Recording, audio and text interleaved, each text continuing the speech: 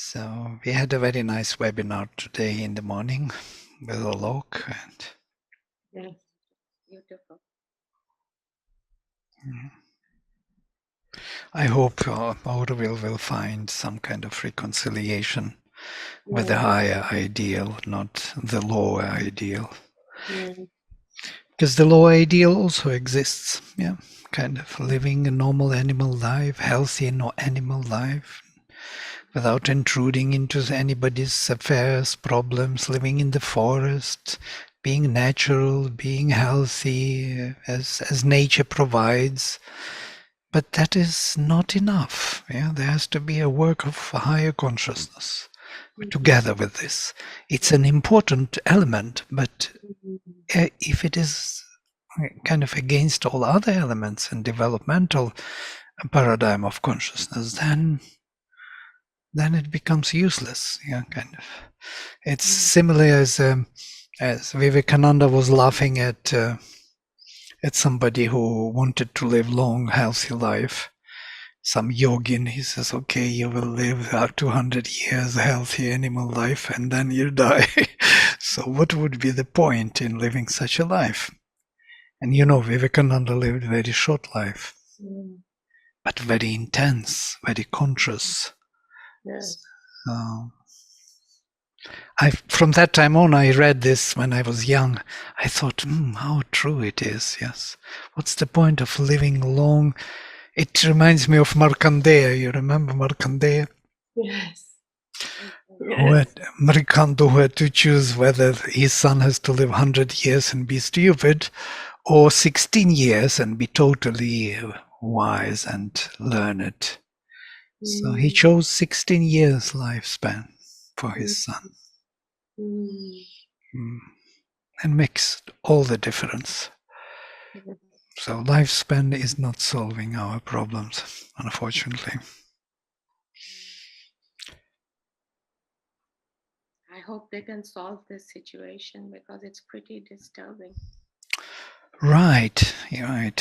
I hope it will be better. Oh, namaste, Martha and Robert. We were discussing our webinar today and trying to find reconciliation points and, joining everyone in spite of all the problems and damage which was created already by whatever shortcomings of everyone and forces which enter into everyone. And it's very easy to be angry with somebody, to be righteous, to be It's strange that when you're living there in such a profound environment, to have these feelings in you still. I mean, one should be so grateful just to be on that soil. It's especially for the outcomers. When they come there, they feel, oh, come, you live in a paradise. Yeah? But if you stay there longer, something else happens, You start stagnating. You take things for granted. Also, the things that bring you to Auroville or the ashrama is sort of the psychic influence, and when after some time the other parts of your being come up, those are there to be worked upon, and they are usually not. They take time and they create difficulties because they're not always anxious to cooperate. So there are always problems, and it's part of the process. These things have to be worked through and worked out. Yeah, so I think sometimes when I reflect on my experience in Auroville, one of the things I remember is a lot of interpersonal tension, and it's part of the churning for purifying the nature, and part of working on the ego.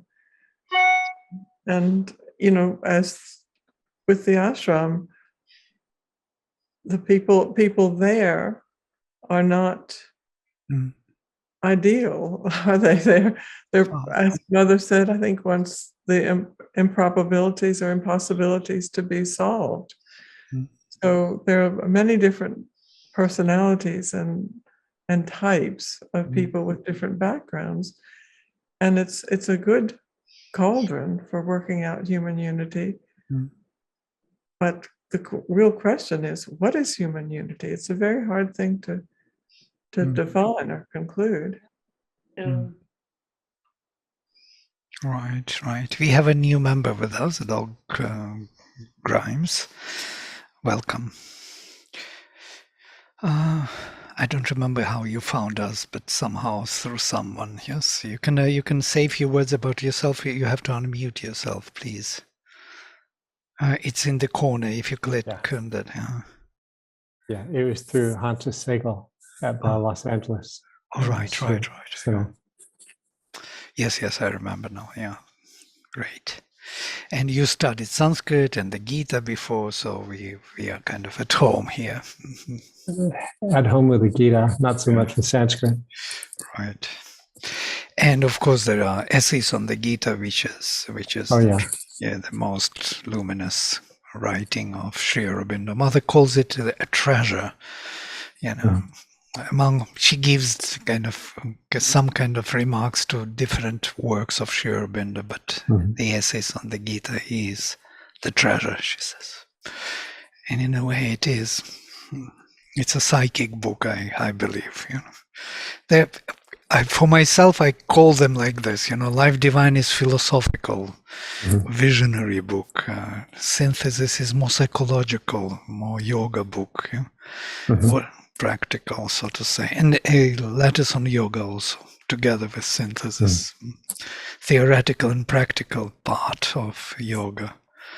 And then the human cycle and ideal of human unity, sociological approach. So we have philosophical, psychological, sociological, or historical approach. And everywhere he follows this approach very rigorously, as if he knows how to do it right, not to mix easily. And the Gita didn't fall into any of those. And I was thinking, Gita would go. The essays on the Gita. And then I kind of thought, this is the psychic book. That's why it doesn't fall into any one of them kind of rigorously. It covers all in the integral way, but from this perspective of love towards the divine. Beautiful insight, Vladimir. That's really, I'm going to reflect on that for a while. And then he has, of course, he's about literature and poetry, the future poetry, and it's another kind of domain, kind of linguistic or poetic domain. So he covers major approaches to knowledge. That was kind of a discovery for me. And what we did, interestingly, we studied his approaches rather than what he says, how he approaches the matter. For example, if you read The Ideal of Human Unity, you will immediately see this particular sociological approach. How he rigorously working it out. It would be very good for academia also to learn what it means to be purely psychological, philosophical, sociological, linguistic. Very interesting to see. And even scientific in some way, somewhere. Not so much. And artistic also in the foundations of Indian culture. I have the impression that the 6 different systems of Indian philosophy, the 6 Vedangas, which I've never studied, but I've heard about them, but each one is championed by a different master. And here it's like Aurobindo has taken all of them. Yeah, it's a good analogy, by the way, that compared with Vedangas. Though there are 4 Vedangas related to speech itself, like Chandas and Shiksha and Vyakarana and Niruktam. All these 4 are about the word. Right. Only Kalpa Vedanga and Jyotisha relate us to totally different approaches. It's ritual and this Jyotisha. Dolan is joining us also. All right, let's look. Today is a great chapter, the chapter of Akshara Brahma. Akshara Brahma Yoga. The 8th chapter. Sri Aurobindo calls it the Supreme Divine or something. Yes. Yes. Let me project the text. Okay, we can start with the mantra. Om Mukam karoti vachalam pangum langhayate girim yat kripatam maham vandehe paramananda madhavam.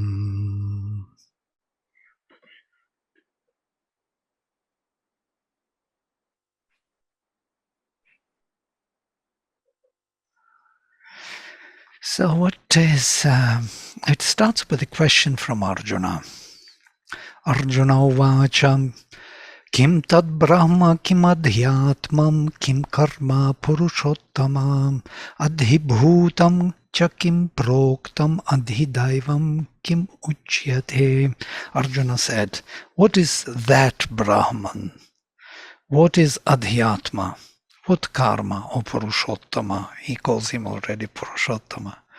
And what is declared to be Adhibhuta? What is called Adhidaiva? Basically, in one line of questions, the whole Indian philosophy. If we can answer these questions, there isn't that much more to know from philosophical point of view. Unless one more. Adhyajñah katham kotra dehesmin madhusudana. And who is Adhyajñah and how he is in this body, O Madhusudana. Prayana kale cha katham jneyosi niyatatma bhik. Interestingly, that he already implies that it is Krishna. In the time of leaving the body, how would you be known? How you should be known? Yeah? By those who are constantly in themselves or self-control, niyatatma bhih.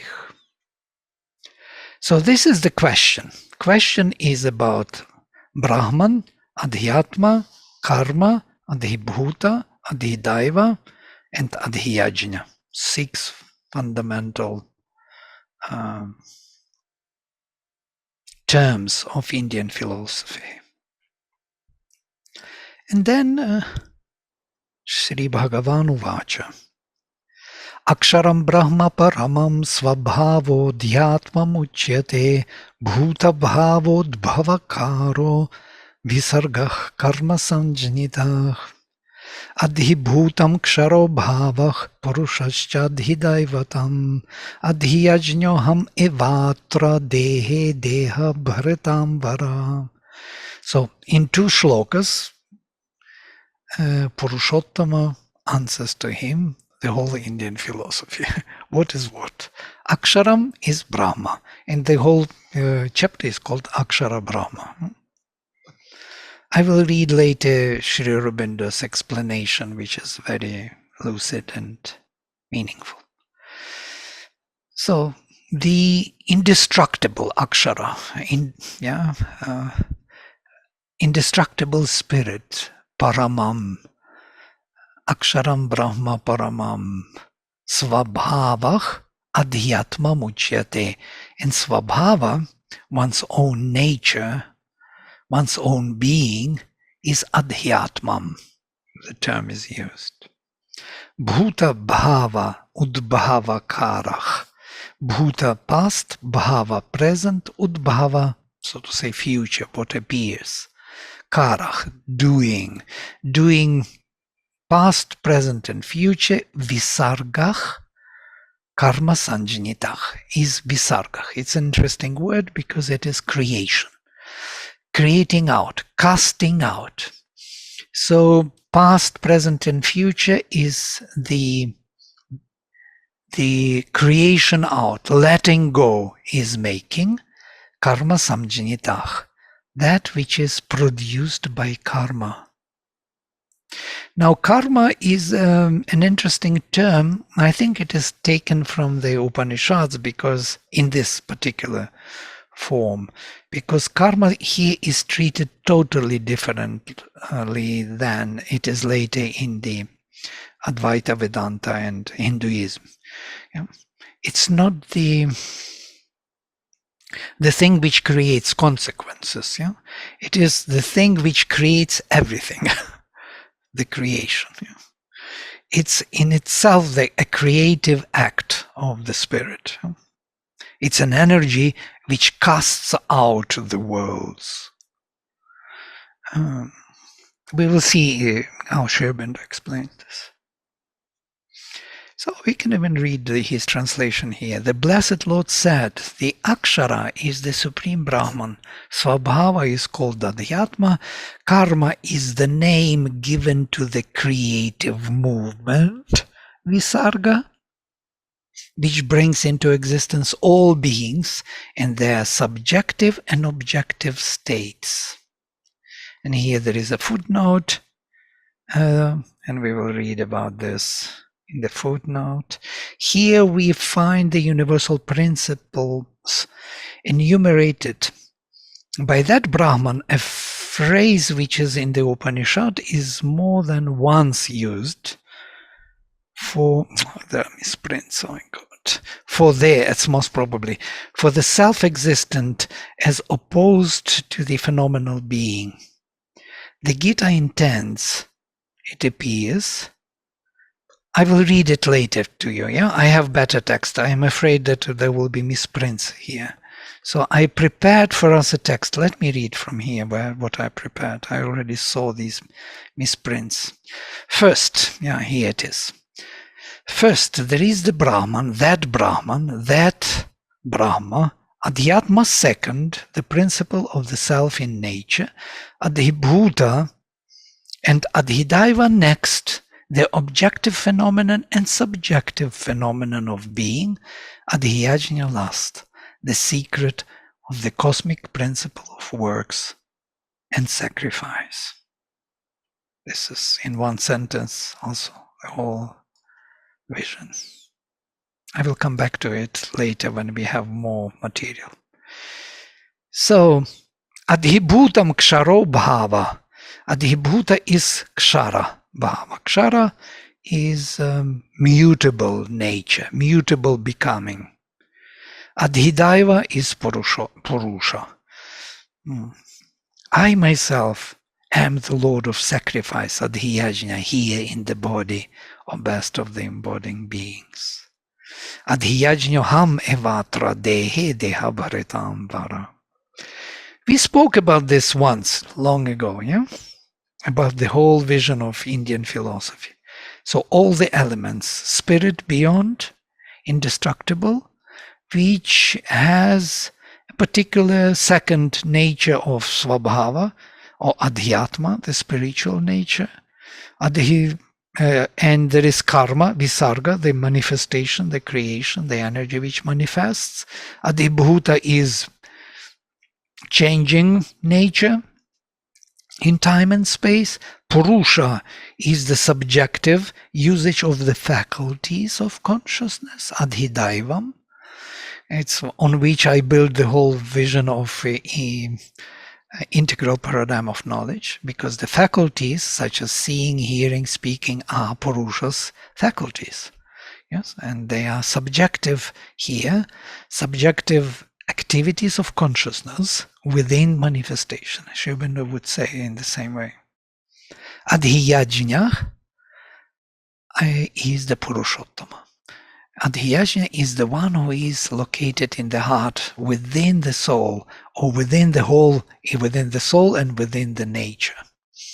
He is partaking of all the sacrifices. Now I will come to this text and we will finish it, and it will be totally understood. I, the Purushottama, Mam Viduh, says in effect Krishna, I who am above all these things must yet be sought and known through all, together and by means of their relations. This is profound. I, who am above all the things, all these things, must yet be sought and known through all together and by means of their relations. This is something what Mother says. You can realize the divine through combining, taking everything in, yeah? Combining all the relations, understanding all the relations, then you will see the divine. Or you have to go somewhere deeper, deeper and deeper, leave everything and find the divine there and then try to connect it to all. Yeah. So, but this way to connect everything in the meaningful relations is a long way to go to discover the divine. Maybe it's a scientific way, yeah? Just to comprehend how things are related in their fullness. That is the only complete way for the human consciousness which is seeking its path back towards me, says Krishna. But these terms in themselves are not at first quite clear. It's really not clear how to go there. At least they are open to different interpretations. They have to be made precise in their connotation. And Arjuna, the disciple, at once asks for their elucidation. Krishna answers very briefly. Nowhere does the Gita linger very long upon any purely metaphysical explanation. It gives only so much and in such a way as will make their truth just seizable for the soul to proceed on to experience. It's something of the Kshatriya nature. Kshatriyas are of this kind. They're not Brahmins who are interested in philosophies. He wants to make him have this experience. By that Brahman, a phrase which in the Upanishads is more than once used for the self-existent as opposed to phenomenal being, the Gita intends, it appears, the immutable self-existence, which is the highest self-expression of the divine, and on whose unalterable eternity all the rest, all that moves and evolves, is founded. Aksharam Paramam, indestructible supreme. By Adhyatma, it means Svabhava, one's own nature. Adhyatma, it's we can translate it as pertaining to the self. It's kind of self-awareness or something. It means Svabhava, the spiritual way and law of being of the soul in the supreme nature. So there is a self-awareness within that one indestructible self-expression of the divine, which is Svabhava, and that is the beginning of our soul. Karma, it says, is the name given to the creative impulse and energy, visargah. Visargah meaning casting out, yeah? Causing the creation. Or letting go. There is another word, pressing out from this transcendental to this world, which loses out things. This is losing out, loses out things from this first essential self-becoming. So Adhyatma is first, but losing it out, as it were, because there is out is a very relative term, into time and space, is this karma or visarga. This svabhava, so this self-becoming svabhava is being kind of cast out. And affects, creates, works out under its influence the cosmic becomings of existences in Prakriti. By adhibhuta is to be understood all the result of mutable becoming, ksharobhava. By adhidaiva is intended the purusha, the soul in nature. not Purusha as we understand in post-Vedic and post-Gita period. We usually understand Purusha as witness. In the Gita and the Upanishads, Purusha is understood as involved soul in nature. And that's why we have these hymns, Purusha sacrifice. We have the whole Aitareya speaking about Purusha sacrifice. Purusha was created by Atman to be sacrificed, to invade the manifestation. So it's by the means of Purusha, because Purusha has faculties. Yes, each Purusha has seeing, hearing, speaking, thinking, feeling. These faculties are formed within Purusha. That's why Purusha is Adhidaiva. And these devatas, the gods, are the faculties. Yeah. If we understand these things, it would be much easier for us to read any Indian philosophy, because then Upanishads would be quite accessible. The subjective being, so this Purusha, the soul in nature, the subjective being who observes and enjoys as the object of his consciousness all that is this mutable becoming of his essential existence worked out here by karma in nature. This is what Purusha is. So the faculties are constantly engaged.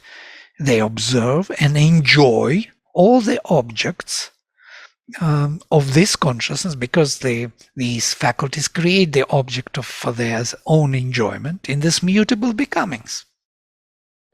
Vladimir, I don't know Yes. if you like questions or Yes, I like it okay. very much, anytime. Okay, And discussions also, yes, right. thank Please. you. So you're Oh, you are muted again. You have to unmute yourself.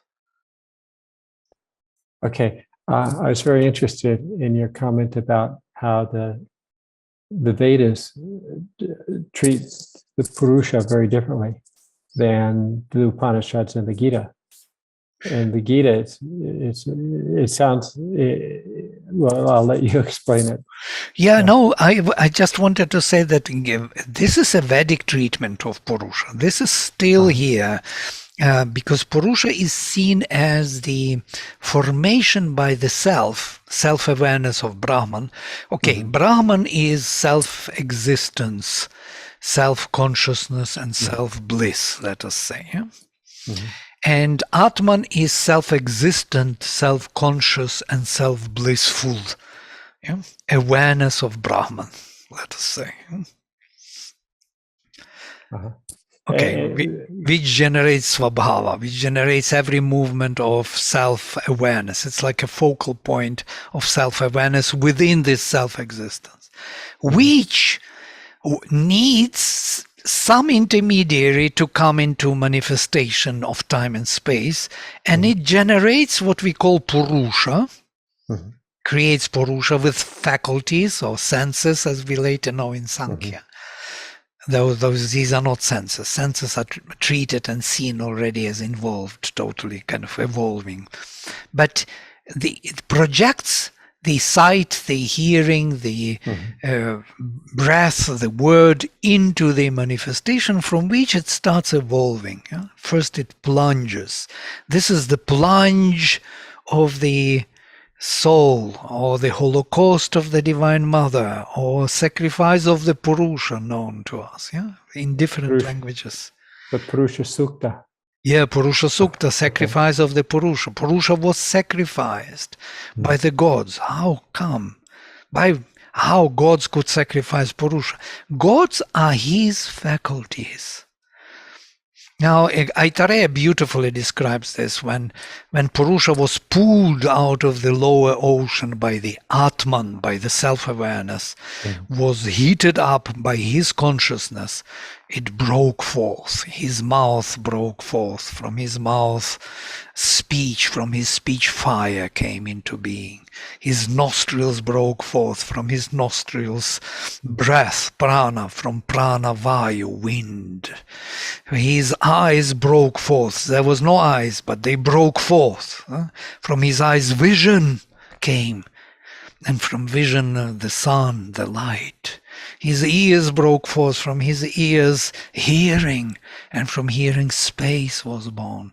Now you see how everything came into being. First his faculties, and then those domains in which faculties operate. Yes, because there was sight, the light came into being. Because he wanted to hear, to comprehend, the space came into being. So these formations of the world were generated through Purusha sacrifice.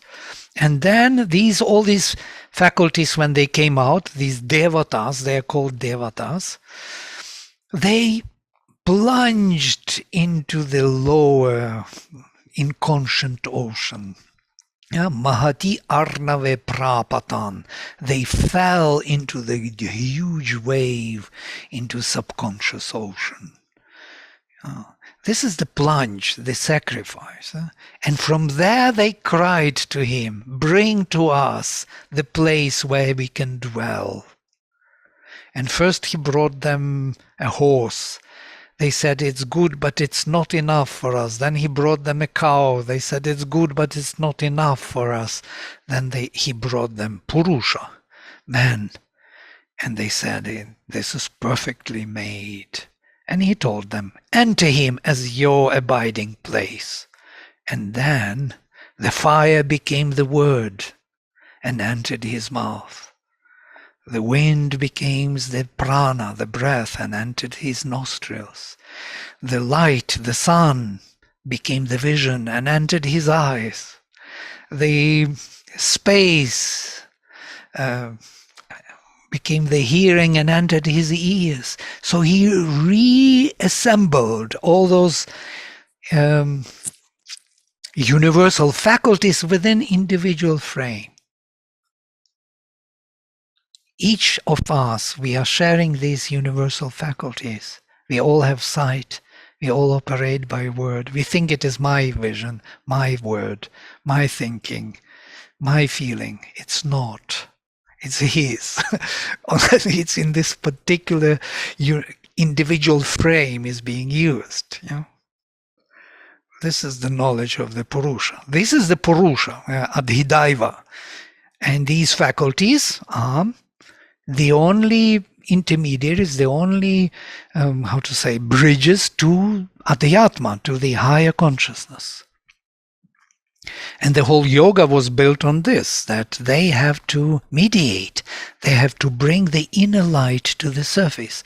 It is only through them that the inner light of consciousness can reach to the surface, to the Adhibhuta level, to the level of becoming. Vladimir, Yes. how would this be so different from the definition of psychic being in the integral yoga, because that's also involved in the manifestation and is involved in evolution, and this Purusha which you say is the soul and the nature is also someone who is enjoying the consciousness, and the psychic being is also enjoying and participating in the evolution and is the spark of the divine light. So how would it be so different, like if you can correlate both? Look at this. There is no psychic being here in this philosophy. Nobody brings Chaitya Purusha or some, Antaryamin or Antaratma. There is Atman, Purusha, and Purusha has faculties, and that's it. There is a mystery about it. And I must tell that the psychic being came into kind of Indian philosophy with time. It wasn't well known or it was known, like Antaryamin, Antaratman, Chaitya Purusha, but in the later time it becomes more and more prominent. With the movement of Bhakti, when Chaitanya was there, or Mirabai, or Kabir, it became a great movement. In the esoteric history, it is considered that Rama was first who brought this bhakti movement. This bhakti comes from the psychic, love towards the divine. You cannot find much of love towards the divine in the in the Upanishads or Brahmanas or the small sacrifices, yeah, or even the Veda. Veda is speaking about Agni in two different forms, as Idya, beloved, wanted, sought with adoration, Priya, and Yajatra, worthy of sacrifice, in two different forms. And this is quite amazing. Yes, Sangeet. We are going into the big forest, I guess. More I explain, more is to go into the forest. All right, Sangeet, yeah, please unmute yourself. Sorry, I hit that hand by mistake. Apologize. Sorry. Oh, yeah, okay. I thought you wanted to clarification on this. So there are two sources of divine presence in us. Yes, one is in the nature, and other is in the heart, in the psychic being. And that flame in the heart was discovered. Somebody asked the mother, did Vedic rishis know about the divine presence in the heart? And she says, no, they didn't, but they discovered it. So it's quite amazing statement, because there was a time when it wasn't really prominent, and it created all this movement of tapasya. Tapasvins and doing tapasya people, they are not lovers of the divine. They are using will and energy in the body. Yeah? The power of the body, this Kundalini Shakti, this power which is inbuilt in our nature, is used to find the divine. So one can go this route, or one can go another way, through love and surrender from the heart. And these two energies are Agni, two flames. Yeah? So you are asking about second flame. Where is that flame in the heart, Purusha, here? I had some thoughts about it. If you read Aitareya, you will find that once these faculties plunged into the subconscious conscious ocean, then they evolved slowly through different species to the Purusha level. And in Purusha they found themselves at home, as it were.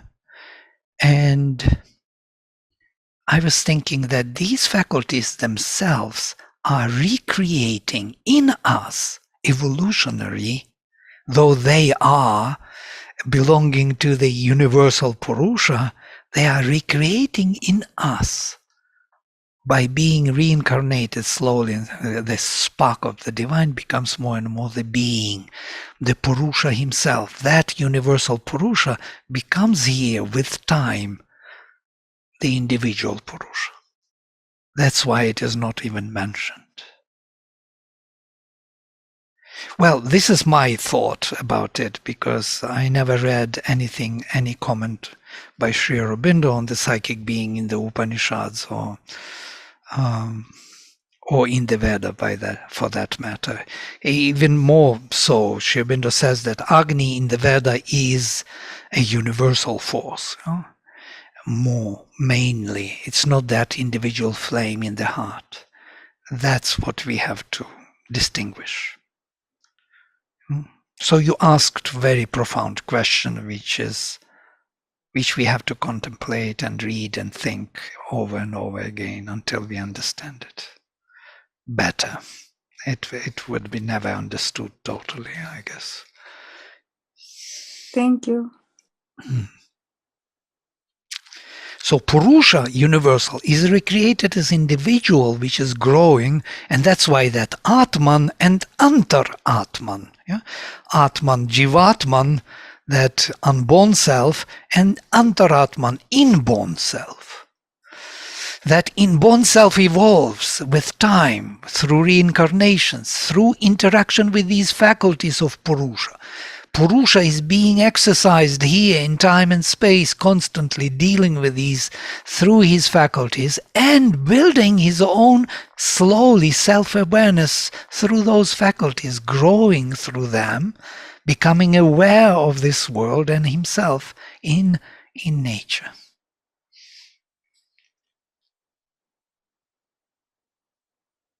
And Adhyajna is a total mystery. And then Sri Aurobindo says, by Adhyajna, the Lord of works and sacrifice, I mean, says Krishna, myself, the divine, the Godhead, the Purushottama here, secret in the body of all these embodied existences. All that is, therefore, falls within this formula. Just one paragraph of Sri Aurobindo from the essays on the Gita. Yeah? Quite a thing, huh? I have another passage which I prepared for this meeting together. This is what Sri Aurobindo says in the Upanishads, which explains Adhibhuta, Adhidaiva, and Adhyatma, which may help us. In the ancient conception of the universe, our material existence is formed from the 5 elemental states of matter: the ethereal, aerial, fiery, liquid, and solid. Everything that has to do with our material existence is called the elemental, adhibhuta, so to say, pertaining to becomings, to the something which is constantly becoming. In this material, there move non-material powers, and this is Purusha, manifesting through mind force and life force that work upon matter, and these are called gods or devas. Everything that has to do with the working of the non-material in us is called adhidaiva, that which pertains to the gods. Now notice, Purusha and Adhidaiva is the same level. So here Purusha is the subjective perception of phenomena of manifestation through the faculties. But above non-material powers, containing them, above the Purusha, greater than they, is the self or spirit, Atman. And everything that has to do with this highest existence in us is called spiritual Adhyatma. It's very helpful, actually. You can see this: Adhibhuta, Adhidaiva, and Adhyatma. I even made a scheme like this.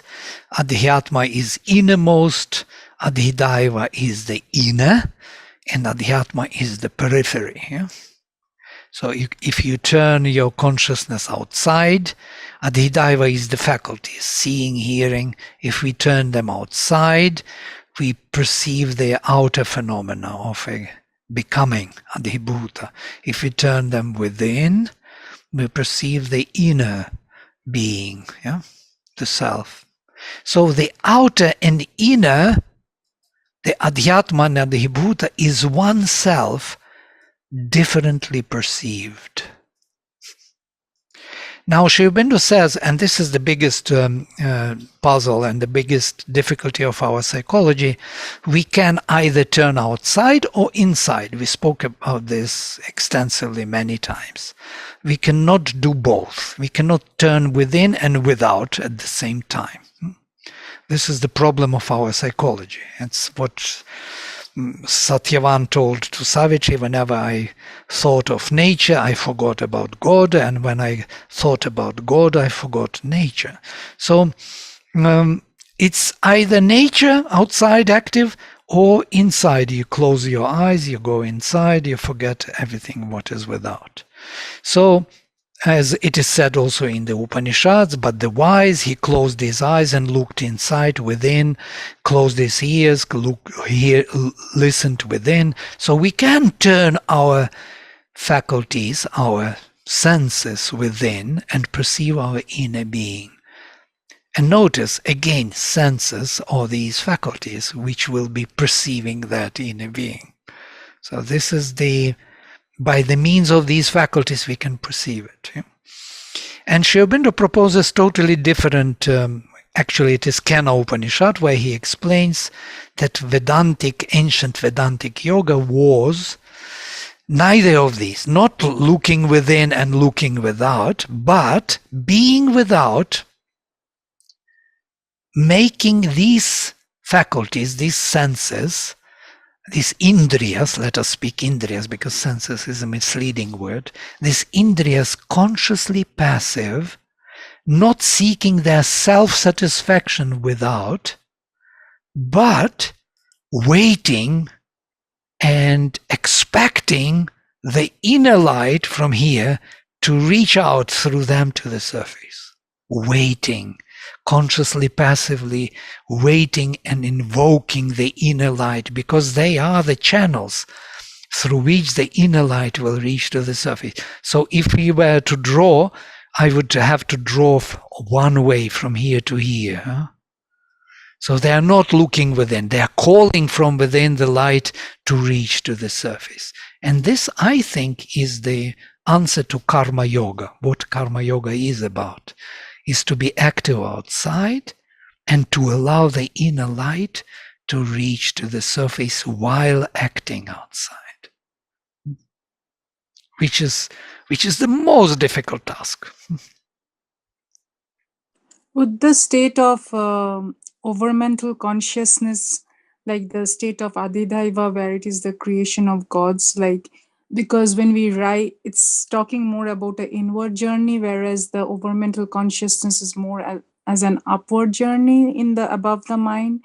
So I'm just wondering, would there be any correlation between these two states, or is it completely different terms, like one is in the integral yoga and another is in the... Very nice that you said this last sentence. Yes, we are speaking philosophy here to educate our mind about the movements and directions. And when we come to the overmind, intuitive mind, these are already experiential levels. And of course, they are all inner beings, adhidaiva, yes? This is not yet Adhyatma. Adhyatma is transcendental unborn self.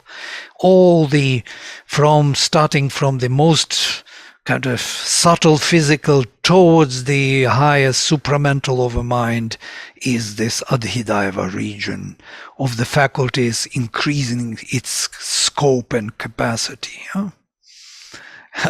I know it sounds a little bit, but we are speaking philosophically here, not psychologically.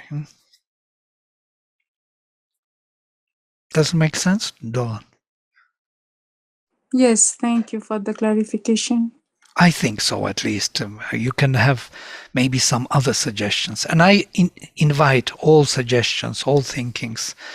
It would be interesting to hear what you think, what you discovered on these topics. Because these few shlokas, 4 shlokas from chapter 8, is all we have to know about Indian philosophy, actually.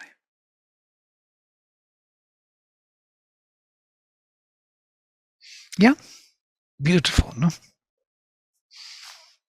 Oh, it's too much, too mental. Some people may say in Auroville, it's too mental, too mental. Mental, French.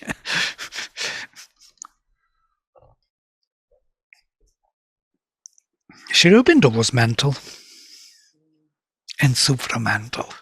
By the way, somewhere he says that you cannot understand the mind and crack the secret of the mind until you come to the supermind.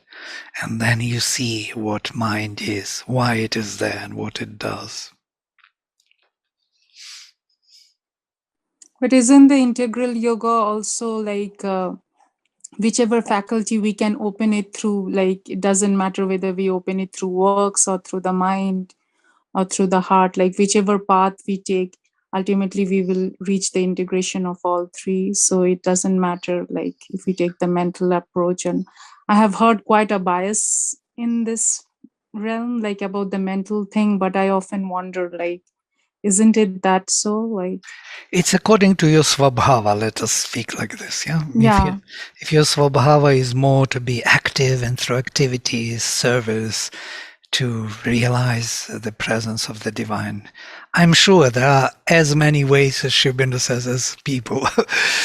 He says that integral yoga is beautiful because of that. Everyone has his own unique way. As many people are there, so many paths of yoga. But at the end, there would be an integration of everything. Like if we take one path, like say the mental or something, and we reach the end of it, the aspect of devotion and work, everything would come and combine, and then we rise from there, right? It depends on your svabhava. My svabhava, actually, I look at the mental knowledge of this kind not as a mental knowledge. You see, when Mother speaks, also she warned many people, please don't mentalize, don't speak about these things unless you have an experience of it. I understand she addressed this particular issue to people who spoke about it without seeking the experience. Yeah? They wanted just to show off with something. For me, it was never just philosophy. Yeah? It was the way to come to the presence. If presence is not appearing, if I don't feel it, and the joy of this knowledge, then it's useless. What's the point of naming things, without really kind of joining it partially? So we need to have this integral,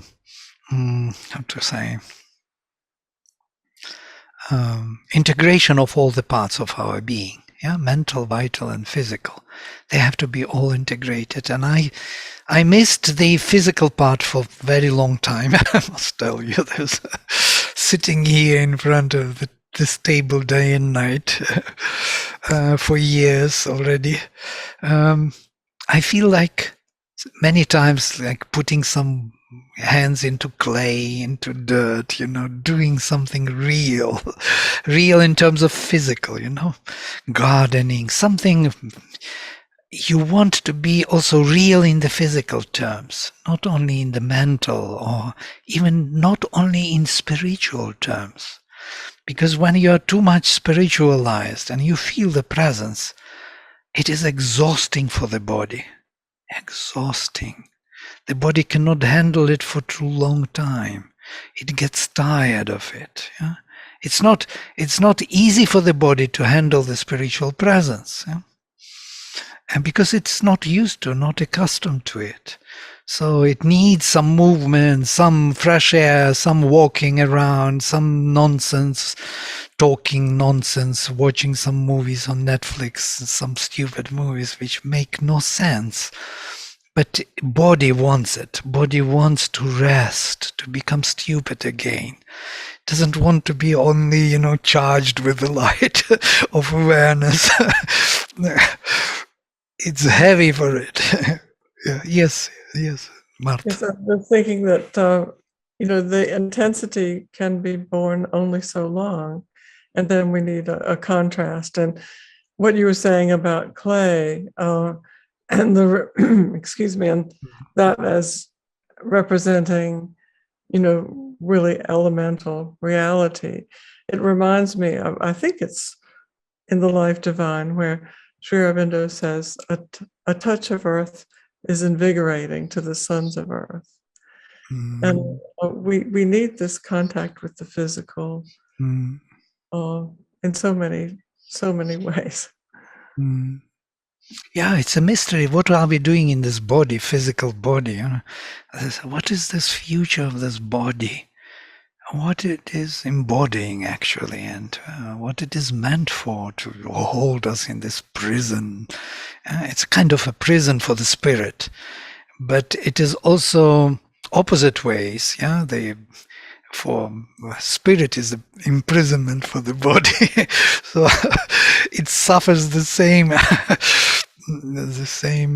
thing. I experienced this not once, so I'm speaking from experience.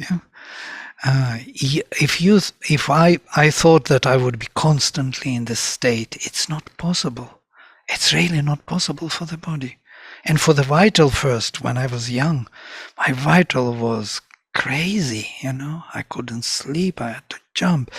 It was like in Auroville, it was such an overload of the spirit that you just sit on the bike and you go round and round in the night, just driving through the night without going anywhere, just because you can't handle it anymore. You have to do something, body moves, and you just drive this through the old green belt several times coming home, and then maybe you or hope to relax and to sleep. The overload of the spirit.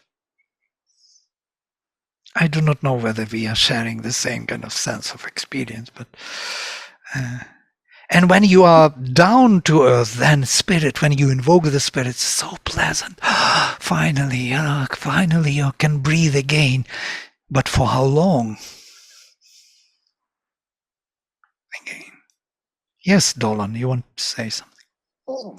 Yeah, I was trying to, because I had also felt that same thing as you were mentioning. And initially I used to struggle, but then I heard about and the same thing you were mentioning about the adhibhuta, so the body also has all those creatures, all those elemental formations of air, water, earth, ether, and fire within. And therefore, I think it it makes a great sense that the body would reach, because the body is very much a matter, and therefore it would need the touch of all that and to be in correlation with that, so as to integrate the presence. And probably we are made that way, and therefore the movement and the touch with all that bhuta, like that thing, is so much essential. So I'm just trying to make sense, because I also felt the same thing, and then I tried to integrate, like, why is it happening, so. Yeah, we don't like it, but we can't do anything. It's like we inherited this body from the past evolution, from the animals, and it needs food, it needs sleep, it needs all this kind of rest and movement, and it needs its own life, which belongs to the past. And when you bring the spirit, the overload, then it doesn't know what to do with it. It becomes disturbed. If it is too long. I think we all feel it, because it does become like an overload for the body. But when you go for a walk, or you're out in nature for a little bit, we have to recognize that, because when we come back, we are so fresh, and we are again ready to read and to understand, and just dive into it. Yeah. You remember some ideas were posted before Second World War was the response to the pressure of the supermind. Can you imagine on the scale of such a great scale, the pressure of the spirit, overload? The bodies become crazy. What can they do? They just start behaving in their own fashion, old fashion, and this is what is happening nowadays also. The same story, pressing of the spirit from above causes this rising from below, all the darkness to the surface. That's the difficult part of it. And Sri Aurobindo says, I would never recommend this yoga to anyone. This is something to think of. Only to those who are called upon, because of this difficult nature of this yoga. And we all know it, those who try to follow this path. It's not that Advaita is easy. It's a kindergarten in comparison to this. It's easy. All explanations, when I read with my students, I have students from Advaitic schools, and I think, wow, it's like, what are you doing here? There's nothing much to do even. You justify things. This is an illusion. There's only spirit beyond. That's it. That's the end. So simple. Here, there is no end. You have to totally surrender. This yoga is not for us. It's for the divine. And this is something to understand, to agree. I think the body is so important in this yoga because it's a means of manifesting the divine. Although it's sometimes the body has a difficulty containing that energy, and it has to learn. That's the churning that's taking place, and I hope in the future we will be able to express the divine more. in a more transparent way and without getting too excited and so on. But certainly in the early stages, it is very difficult. I remember working on Matchamandir. It was just the amount of energy we had was crazy. I mean, we had to. I mean, there were young women and young men lifting these 6-meter pipes to do the scaffolding and passing them up to the top of the structure and clamping them in place. And it was extraordinary. I mean, it was, when I look back on it, it was just extraordinary. But the energy that was there. And no counting, no measuring. It's just self-giving, and it was like one flow. I can imagine that kind of self-forgetfulness in a way.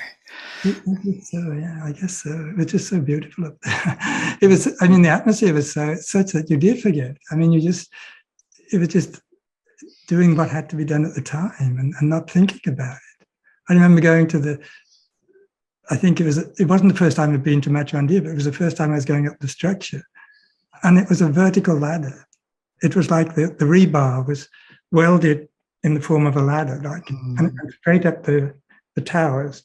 And I was afraid of heights. And yet somehow I managed to get up there and do the work. And as I got more and more used to it, we used to just really climb up there like monkeys and come down like monkeys. It was extraordinary. It's such a grace. I mean, I'm so grateful for that I experienced that. Beautiful. It's a very special day today to remember it. Thank you for sharing. Okay.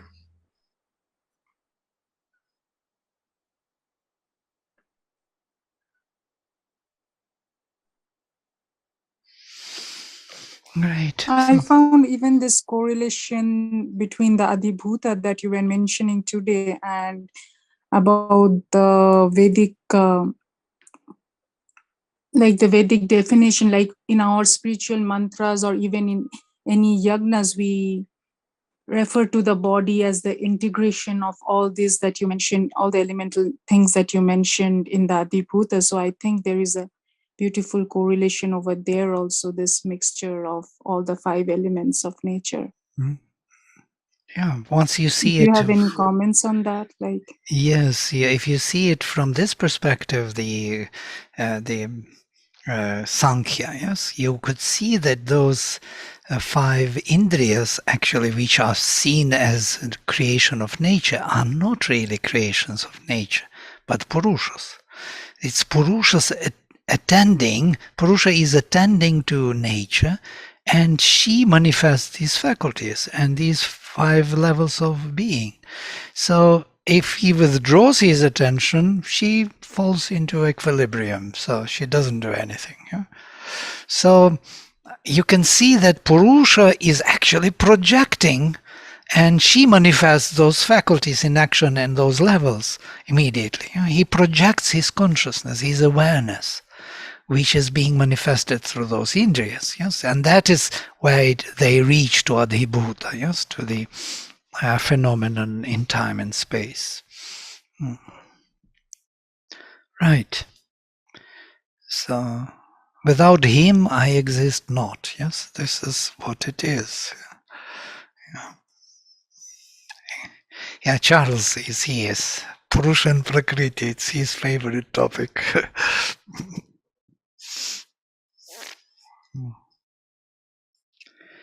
Great, and we have the whole week with us, so you could join any of those webinars if you like to hear about Auroville and what is going on. And I hope this would be some kind of needed or additional remedy to the situation in Auroville, and we may come slowly back together, I guess. I hope, I want at least that this will happen. I have a question. Yes. This might be a sensitive question, so you may want to turn off the recording. But okay.